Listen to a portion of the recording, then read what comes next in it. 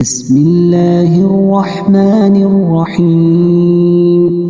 يسبح لله ما في السماوات وما في الأرض الملك القدوس العزيز الحكيم هو الذي بعث في الأميين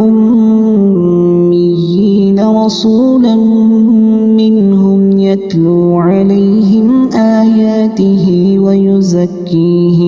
يتلو عليهم آياته ويزكيهم ويعلمهم الكتاب والحكمة وإن كانوا من قبل لفي ضلال مبين وآخرين منهم لما يلحقوا بهم وهو العزيز الحكيم ذلك فضل الله يؤتيه من يشاء والله ذو الفضل العظيم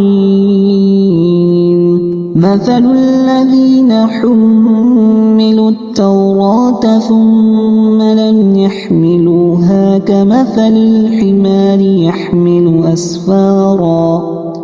بئس مثل القوم الذين كذبوا بآيات الله والله لا يهدي القوم الظالمين قل يا أيها الذين هادوا إن زعمتم أنكم أولياء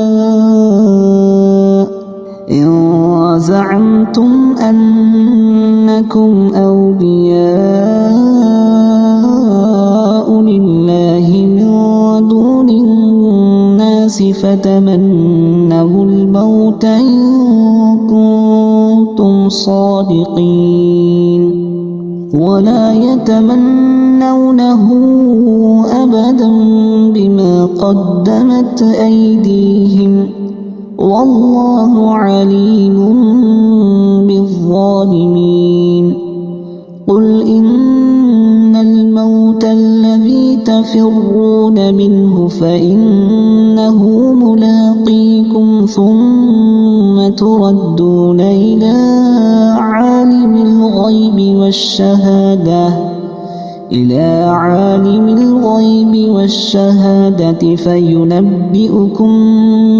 بما كنتم تعملون يا أيها الذين آمنوا إذا نودي للصلاة من يوم الجمعة فاسعوا إلى ذكر الله وذروا البيع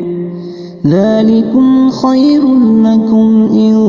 كنتم تعلمون فإذا قضيت الصلاة فانتشروا في الأرض وابتغوا من فضل الله واذكروا الله كثيرا لعلكم تفلحون وإذا رأوا تجارة أو لهوا انفضوا إليها وتركوك قائما قل ما عند الله خير من اللهو ومن التجارة والله خير الرازقين.